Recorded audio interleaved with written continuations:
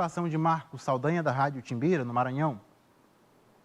Olá, prazer enorme reencontrar essa bancada arretada, esse olhar nordestino, né, sobre os problemas no Brasil. Professor Dr. Miguel Nicoleles, eu queria fazer o seguinte, eu provavelmente vou ter uma pergunta só, não vai dar na outra rodada, e aí eu queria falar um pouquinho sobre essa questão da narrativa. Nós, jornalistas, o papel que nós temos nisso, ele não é fácil. Por exemplo, tem uma postagem de O Globo dizendo, o presidente da Pfizer no Brasil diz o seguinte, a pandemia vai ser cada vez mais leve. Está lá a postagem do Globo.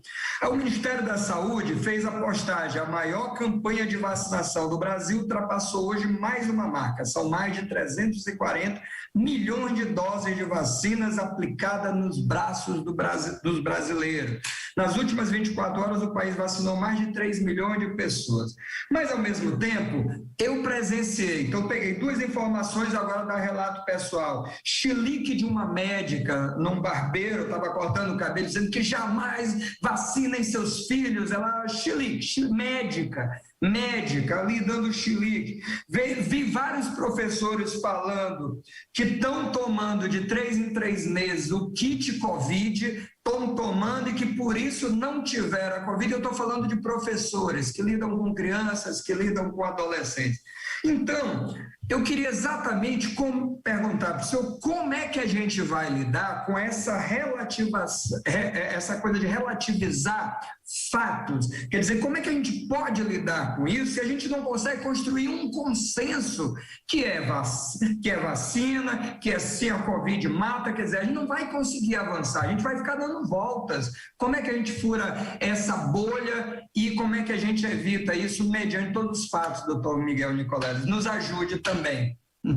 Não, eu entendo perfeitamente a sua questão e a resposta é muito simples. A imprensa tem que usar um método científico. Chegar para o presidente da Pfizer no Brasil e falar, cadê os seus dados? De onde você tirou isso? Qual é o modelo matemático que prova isso? Qual é a análise de mutação viral? Ninguém. Ontem o Dr. Fauci, que é uma autoridade americana, né, e que falou um monte de bobagem nos últimos meses, teve que se explicar na televisão americana e dizer que de forma nenhuma a narrativa de que a Omicron é o começo do fim pode ser aceita. Que ninguém sabe o que o vírus vai fazer. Pode aparecer uma nova mutação em qualquer parte do mundo. Nós estamos tendo, oficialmente, quase 4 milhões de casos por dia.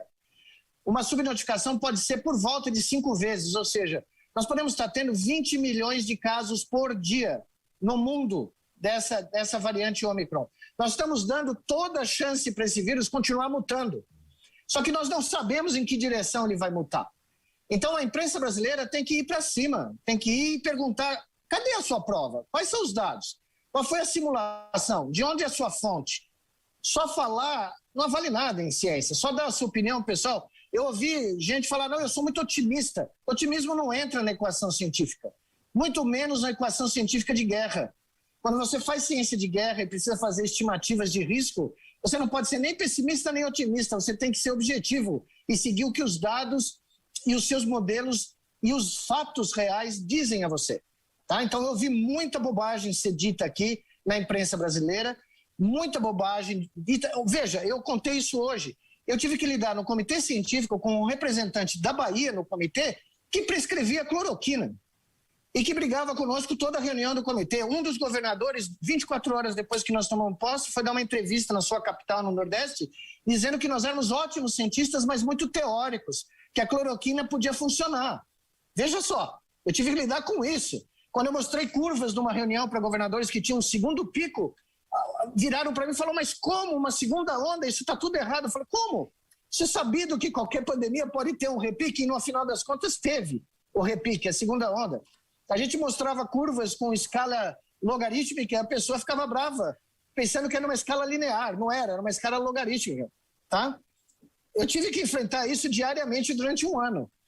E o problema é, como eu já falei várias vezes, a educação científica é muito baixa no Brasil, nunca se deu importância de informar a população sobre ciência, sobre o método científico. Agora, a imprensa brasileira tem que ser mais agressiva no seu questionamento desses cenários róseos, de que o futuro é brilhante porque chegou uma variante que é branda.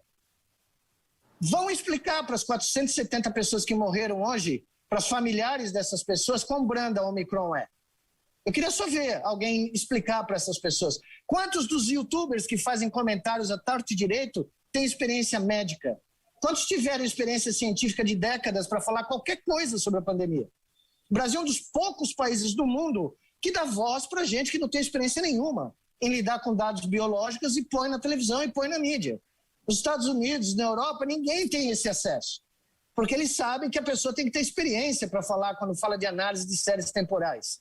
Quando fala de previsões de risco de morte. Nós estamos falando de risco de morte. Não existe risco de vida, existe risco de morte. E esse é um grave problema. Eu continuo vendo programas de televisão onde a pessoa tenta dividir o pelo, quando a gente falava na faculdade de medicina. Ah, não, mas só estão morrendo os não vacinados. Uau! E se morrerem 3 mil não vacinados por dia, tudo bem. Nós vamos manter os braços cruzados e continuar dizendo que ela é leve. Isso é um absurdo. Tentar normalizar isso é um absurdo. Nós vimos isso com a Omicron claramente. Primeiro, não era para prestar atenção na curva de casos, só na curva de hospitalizações. Aí a curva de hospitalizações começou a disparar. Não, mas tem que prestar só na curva de UTI. A UTI começou a disparar. Agora as pessoas falam, não, mas não morre de Omicron. Morre sim, e morre muito. Nós tivemos dias na semana retrasada com 9 mil mortos no mundo, né? Então você tem toda razão, a imprensa fica encurralada, porque tem muita gente falando besteira, mas vocês têm que seguir o instinto de jornalista de cada um de vocês. Vocês têm que ir para jugular e pedir as provas dessas narrativas, porque elas não existem, tá? Os maiores infectologistas do mundo nos últimos 10 dias, junto com a Organização Mundial da Saúde, foram a público dizer: vamos parar com esse lero-lero que a Omicron é branda e leve. Ela não é, ela é letal.